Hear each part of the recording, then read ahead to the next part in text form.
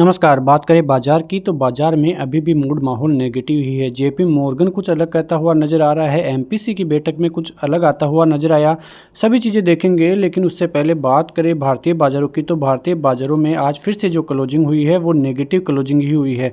सारी चीज़ें हम देखते हुए नजर आएंगे, लेकिन आज चैनल में नए हो तो चैनल को सब्सक्राइब और लाइक जरूर कर लीजिए, क्योंकि ये बात तो मैं आपको बता सकता हूँ कि यहाँ पे यदि आप पूरा वीडियो देखेंगे तो आप बाजार में होने वाले ट्रेप से तो बच ही जाएंगे। आते हैं बाजार पे। सबसे पहले बात कर लेते हैं जेपी मॉर्गन की। और जेपी मॉर्गन के जो बड़े अर्थशास्त्री है, उन्होंने यही कहा है कि यदि अमेरिका में वैश्विक मंदी आती है और यदि उनको एहसास भी होता है तो निश्चित रूप से जल्द और तत्काल उनको रेट कट करके राहत दी जा सकती है। लेकिन जेपी मॉर्गन ने साथ ही एक और नेगेटिव खबर ये भी दे दी है कि जो अमेरिका में जो मंदी की संभावना थी उसको बढ़ाकर 35% कर दिया है। उनका ये मानना है कि साल के अंत तक जो मंदी की आशंका है वो बढ़ जाती है यदि फेड रेट कट नहीं करता है या रेट कट में थोड़ी लेट या थोड़ी देरी कर देता है। तो वहीं जेपी मॉर्गन ये भी कहता हुआ नजर आ रहा है कि फेड सितंबर और नवंबर में जो 0.50 बेसिस पॉइंट की दर से रेटें घटा सकता है।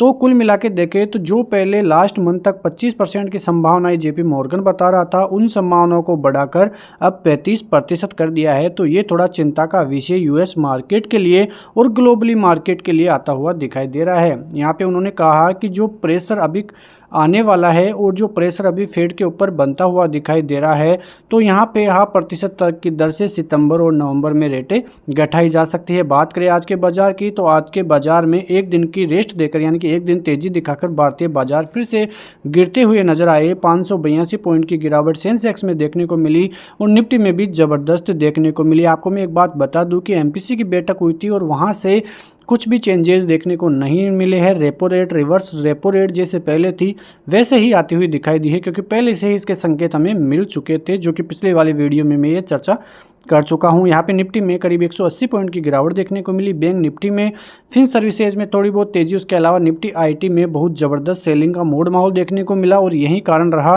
कि आज भारतीय बाजार निचले स्तरों पर जाके क्लोजिंग में कामयाब होते हुए दिखाई दिए। तो ये सभी चीज़ें वहाँ से निकल कर आ रही थी, लेकिन आरबीआई गवर्नर ने जो भी आज एमपीसी की बैठक थी वहाँ पे जो कुछ भी कहा वो थोड़े नेगेटिविटी के संकेत भी दे रहा था और कई चीज़ें उन्होंने पॉजिटिव भी बताई भारतीय बाजारों के लिए।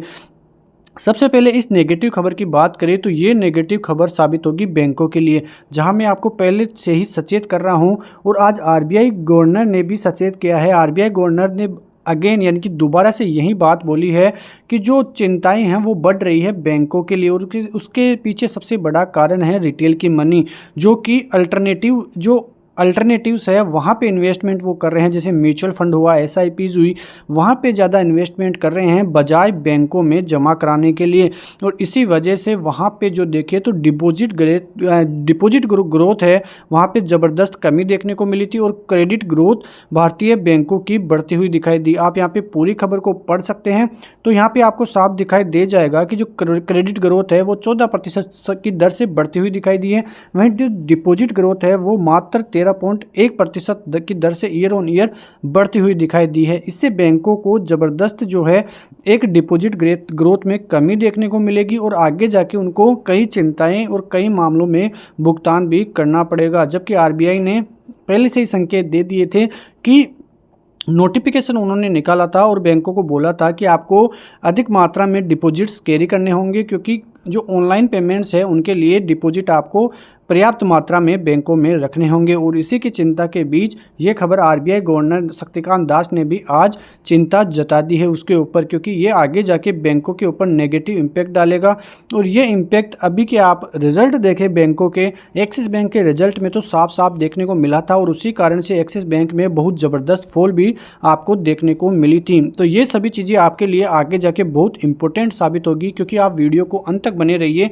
सभी चीज़ें हम बात करते हुए नजर आएंगे। हम मार्केट की बात तो कर ही चुके हैं, लेकिन जापान का बाजार अब फिर से चर्चाओं में है, क्योंकि वहां पे ब्याज दरों उन्होंने बढ़ा दी थी, जिससे बाजार में बहुत उथल पुथल मचती हुई दिखाई देगी। जो गवर्नर है काजुओ उएदा, उन्होंने बाद में निवेशकों को तो आश्वस्त कर दिया था कि जो दरों में बढ़ोतरी हुई है अब वो बढ़ोतरी नहीं होगी, क्योंकि अब पहले से ही अब जो बड़े बड़े अर्थशास्त्री है वो इस बात की चिंता जाहिर करते हुए नजर आए थे कि बैंकों को सही तरीके से बाज़ारों में अस्थिरता को देखते हुए ही ब्याज दरों में बढ़ोतरी या कटौती करनी पड़ेगी। तो ये सभी चीज़ें वहाँ से आती हुई दिखाई दी हैं। वहाँ पे जो आरबीआई गवर्नर है उन्होंने साफ साफ कह दिया है कि जो भी आरबीआई गवर्नर बताते हुए नज़र आए हैं वो संकेत दे दिए हैं कि यहाँ पे जो भी यूएस मार्केट में चलते हुए दिखाई दे रहे हैं हम उस पर साफ साफ नज़र रखे हुए हैं। जो भी यूएस रिसेशन है वहाँ पे हम नज़र रखे हुए हैं और उन सभी को लेकर ही हम आगे फैसले भी करते हुए नज़र आए थे, क्योंकि उन्होंने संकेत दिए थे कि दिसंबर तक भारतीय बाज़ारों में भी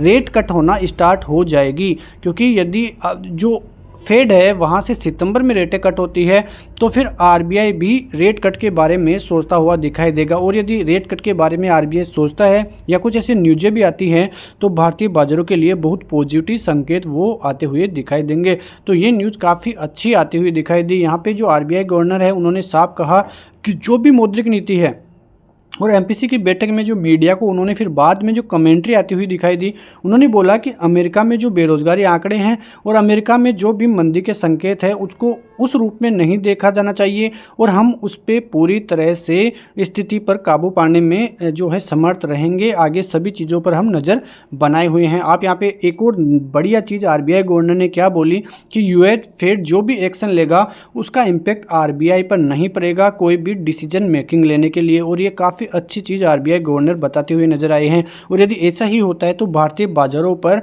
ज़्यादा गिरावट का असर भी देखने को नहीं मिलेगा। और आपने ये संकेत पहले से भी देखे होंगे कि भारतीय बाजारों में इतनी ज़्यादा गिरावट देखने को नहीं मिले हैं। उन्होंने साफ साफ संकेत दिए हैं कि जो फाइनेंशियल ईयर 2025 के लिए जो भी इकोनॉमिक ग्रोथ होगी वो 7.2% की दर से जीडीपी ग्रोथ, जो कि आईएमएफ ने भी बताया था और जो कई रेटिंग एजेंसियां हैं उन्होंने ज़बरदस्त संकेत भारतीय बाजारों को लेकर दिए थे।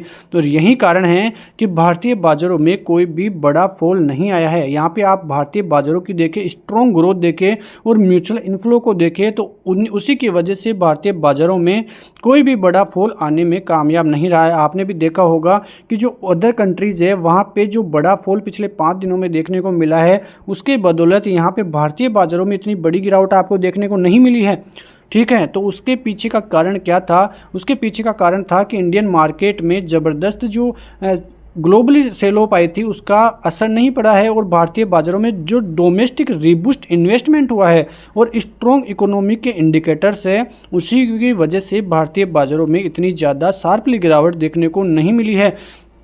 और जो भारतीय बाज़ारों की इकोनॉमिक ग्रोथ है और जहाँ पे इकोनॉमिक ग्रोथ में स्टेबिलिटी है, काफ़ी ज़बरदस्त तरीके से भारतीय बाज़ार आगे की तरफ ग्रोथ भी करते हुए दिखाई दिए हैं। आप यहाँ पे देखेंगे तो भारतीय बाज़ारों में ज़्यादा गिरावट देखने को नहीं मिली है, जबकि अदर बाज़ारों में 11 से 4% तक गिरावट देखने को मिली है। इसका सबूत आप यहाँ पर देखें तो सभी चीज़ें हम आपको बताते हुए नज़र आते हैं। बस आप हमारा साथ दीजिए क्योंकि ये सभी डाटा इकट्ठा करने में बहुत मेहनत लगती है। तो इतना सा साथ हमें दे सकते हैं कि आप वीडियो को लाइक ज़रूर कीजिए। यहाँ पे 1 से 6 अगस्त के बीच देखें तो निफ्टी में करीब 3.8% की दर से ही आपको गिरावट देखने को मिलेगी, लेकिन अदर बाजार डाउ जोन्स, नेस्डेक, निकाई, एफटीएससी, कोस्पी और हैंगसेक में देखें तो बहुत ज़बरदस्त गिरावट का माहौल आपको पिछले 6 दिनों में देखने को मिला है। तो ये डाटा काफ़ी इंपॉर्टेंट भारतीय बाज़ारों के लिए आपको देखने को मिलेगा, क्योंकि यहाँ से आप देखें तो नेस्डेक में करीब 8% तक की गिरावट देखने को मिली है। वही डाउ जोन्स और यहाँ पे निकाई में देखें तो 12% के लगभग की गिरावट आपको देखने को मिली है।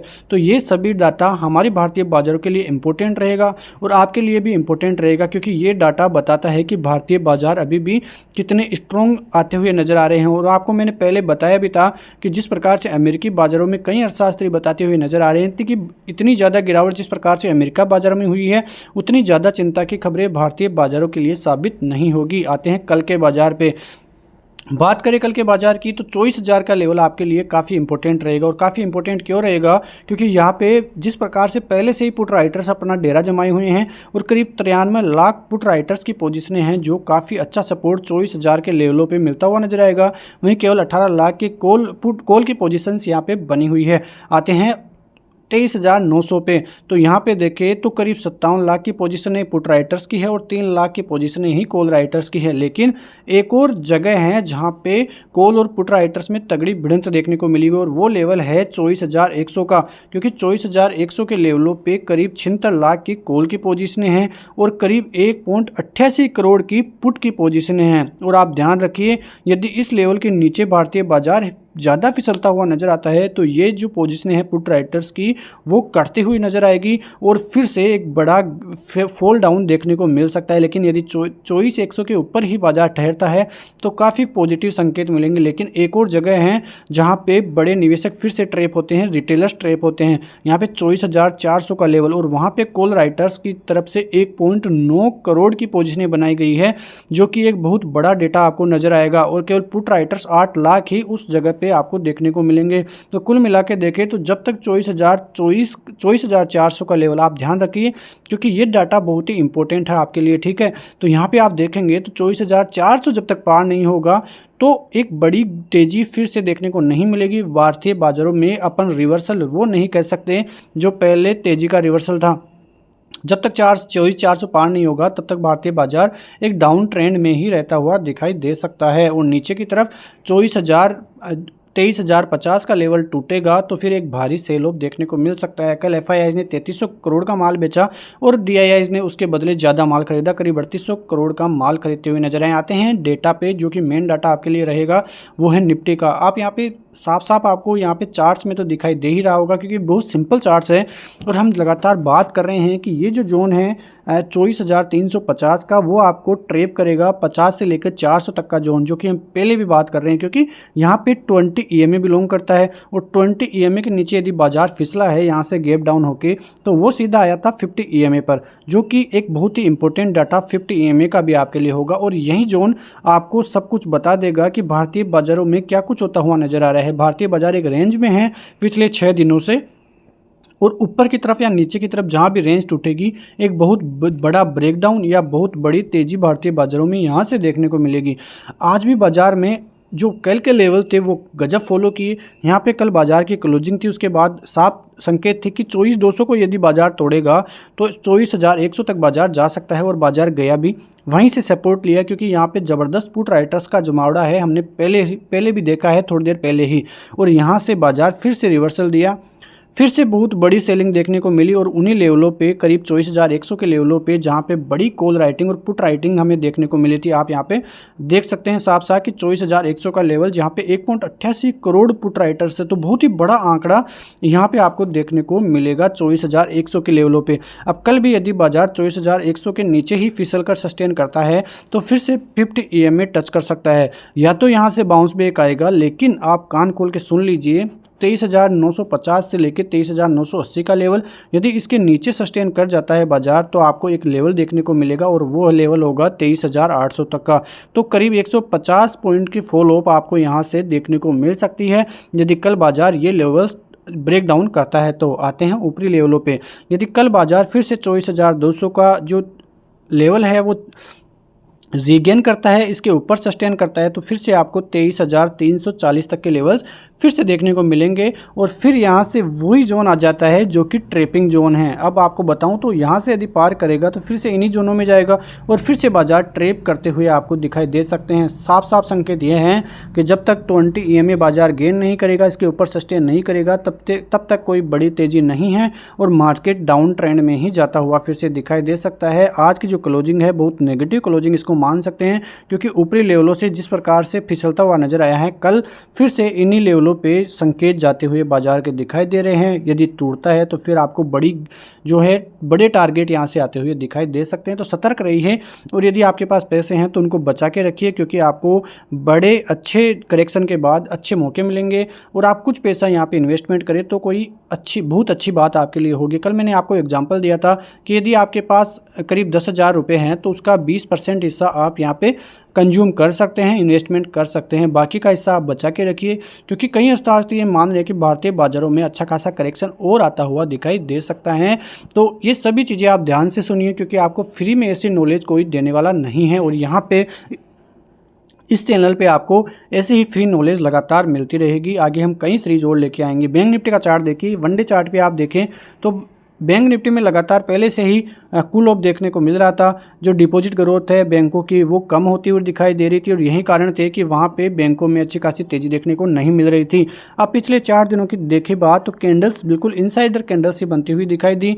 यहाँ पे आप देखें तो ये कैंडल इनसाइडर थी, उसके बाद आज भी बाजार इसी रेंज में फिर से घूमता हुआ नजर आया। जो 50 EMA और 100 EMA है तो ये बिल्कुल फिर से यहीं पे काम करता हुआ दिखाई दे जाएगा। आप सिंपल चार्ट्स में यहाँ पे देखें तो कल हम जिस प्रकार से बात कर रहे थे कि बाजार 50-200 का लेवल जैसे ही पार करेगा तो आपको 50-300, 50-400 तक के लेवल्स आएंगे और यहाँ से आपको वो लेवल्स भी आते हुए दिखाई दिए और इन लेवलों के बीच में 50,100 के बीच में जो है क्लोजिंग भी बैंक निफ्टी की देखने को मिली। अब कल के लिए देखें, सबसे पहले डाउन साइड की तरफ देखिए क्योंकि बाजार में डाउन साइड के संकेत ज़्यादा दिखाई दे रहे हैं।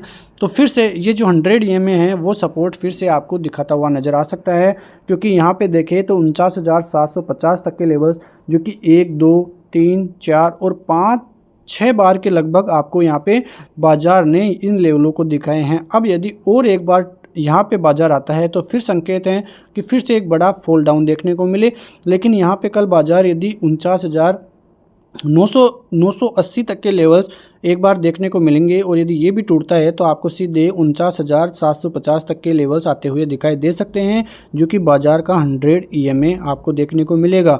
ऊपर की तरफ देखें रेजिस्टेंस, तो बाजार यदि फिर से 50,200 के ऊपर निकलता है तो 350 तक के टारगेट फिर से आपको देखने को मिलेंगे और उसके बाद 50,470 तक के लेवल्स आपको यहाँ पे देखने को मिलेंगे। यदि इसको ऊपर सस्टेन करेगा तो बाजार में 600, 700 और 900 तक के टारगेट्स आते हुए दिखाई देंगे।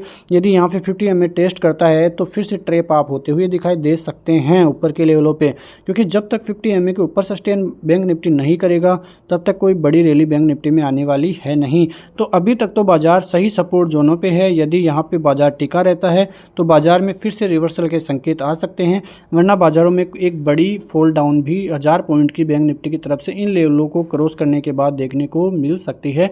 इस बात को कि हमें चिंता पहले से ही थी और फिर से ये लेवल्स आपके लिए काफ़ी इंपॉर्टेंट कल के लिए भी साबित होंगे। तो ये सभी न्यूज़ें, सभी चीज़ें आपको काफ़ी फ़ायदा पहुंचाएंगे कल के बाज़ार में, क्योंकि इससे आप ट्रैप होने से बचेंगे। क्योंकि आपको पता लग गया है कि भारतीय बाज़ारों की ग्रोथ किस हिसाब से है, MPC की बैठक में क्या कुछ फैसले लेते हुए नज़र आ रहे हैं, बैंकों के लिए आगे के लिए क्या कुछ चिंता जो है गवर्नर साहब है वो देते हुए दिखाई दे रही है। क्योंकि ये चिंताएँ अभी आपको इतनी छोटी लग रही होगी, लेकिन फ्यूचर में ये चिंता काफ़ी बड़ी है, जो कि RBI गवर्नर फिर से रेड फ्लैग इस चिंता को देते हुए नजर आए हैं। यानी कि बहुत गहरी चिंता ये बैंकों के लिए आगे जाके साबित होगी। जो डिपॉजिट ग्रोथ है वो काफ़ी बड़ी चिंता फिर से बैंकों के लिए बनती हुई साबित हो सकती है। तो ऐसी ही न्यूज़ों के साथ हमारे साथ बने रहिए। वीडियो को लाइक ज़रूर कीजिए, अपने राय जो है कमेंट बॉक्स में ज़रूर दीजिए। सभी चीज़ें हम आगे और लेके आएंगे। इस सीरीज़ को ऐसे ही चालू रखेंगे तो बहुत बड़ी खबरें आपके लिए ये साबित हो सकती हैं। मिलते हैं नेक्स्ट वीडियो में, तब तक के लिए नमस्कार, जय हिंद, जय भारत, वंदे मातरम।